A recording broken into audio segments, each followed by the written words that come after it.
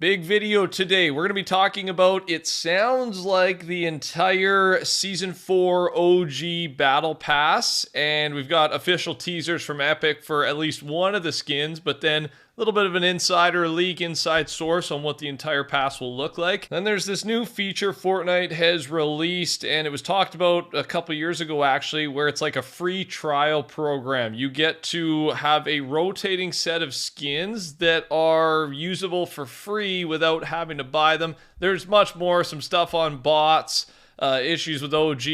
Is Fortnite in trouble player-wise? We'll get to that. Let's start with the Season 4 OG. So first, new visitor skin was teased by Epic, and it is dropping on June 7th. So I don't know if this will be in the OG pass or not, but it is coming. It's a skin, and it'll be there, ready to go on release. Big news. I'm excited. I have high hopes. I think this skin's going to look awesome. And then another new OG Season 4 teaser from Epic. Dusty Depot, our favorite OG POI. Would be a shame if anything happened to it. And yes, we know something will happen to it because we've been through this before, of course. So another fun little teaser. Now, here is the rumor, according to Blortzen, so he has some type of source that makes him believe this is happening. Here's what the OG pass should look like. Fate, Visitor, Omega, and Zoe.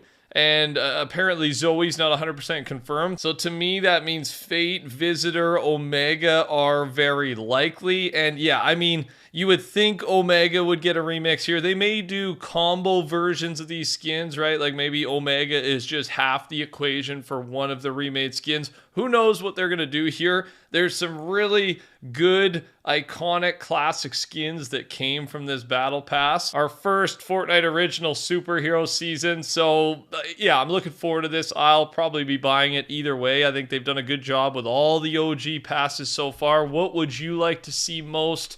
Let me know down below. And with that being said, keep in mind that the normal Battle Royale season, launching on the same day, by the way, is also Fortnite original superhero themed, and we know this because of an inside source. So kind of cool they're launching them both at the same time, and the themes are very similar.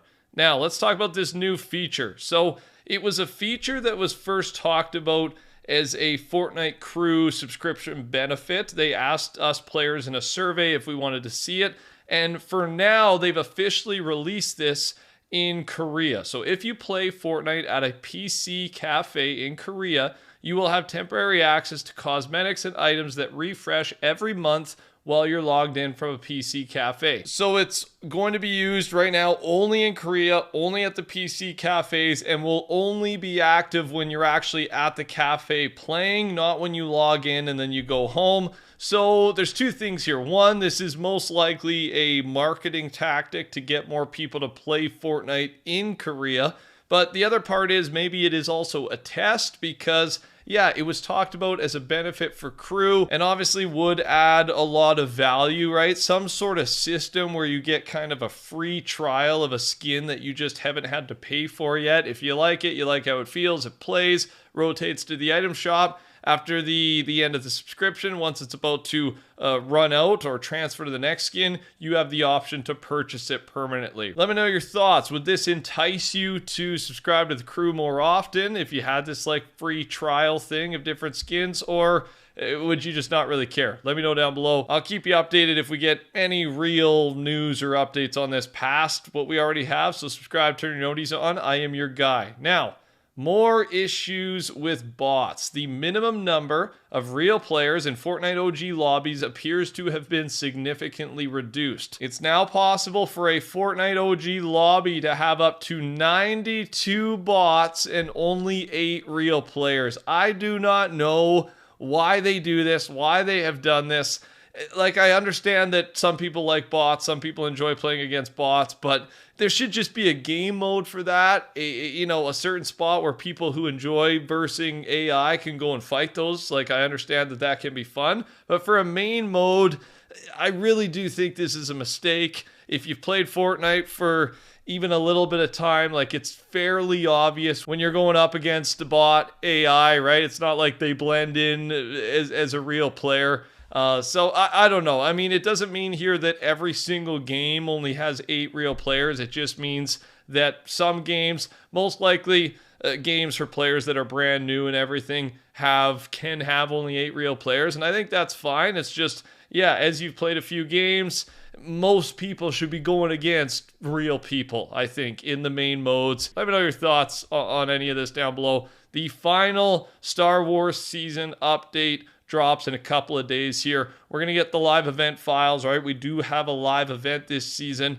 And then we've got the Star Destroyer Bombardment event. Basically, one player a match will get to control a Star Destroyer in the sky, similar to Godzilla, the Doom event that we've had in the past. New Season 3 leaks will be here. We'll be able to confirm a lot of the stuff we already know, and there will be more. So I'm your guy. We're getting there. We're getting more news, and just over a week away, a week and a half or so away from, again, another brand new season. Just so you know, the portal is open again in the map, probably prepping for our live event somehow here. And just a little bit on Season 3 while we're on it. We've talked about so much about this new season, and a reminder that the downtime is expected to start on June 7th, probably around 11 p.m. Eastern, something like that. We thought it was going to be June 8th, so, maybe 2 a.m., 5 a.m. Eastern, but now it's June 7th, so we know the live event's in the morning, early afternoon, June 7th, and then it just might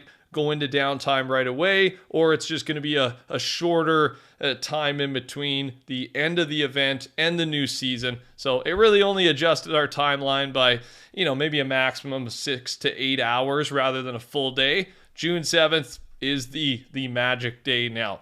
One Punch Man times Fortnite is coming soon, likely for Season 3, maybe in the Battle Pass. We're not sure on this yet. Multiple leakers have confirmed it in different ways, different sources they've heard it from. So yes, very much this is expected. Just will it be in the Battle Pass or not? We'll have to wait and see. Fortnite are working on a release glider mechanic, but you can also take fall damage if you release the glider while you're too high up. So yeah, gliders dropping into the Fortnite map. This system is changing a little bit. I think it needs a little refresh, so I'm okay with it, right? Maybe add a little bit more skill to it on the timing and everything for the optimal drop. I'm looking forward to seeing how this plays out.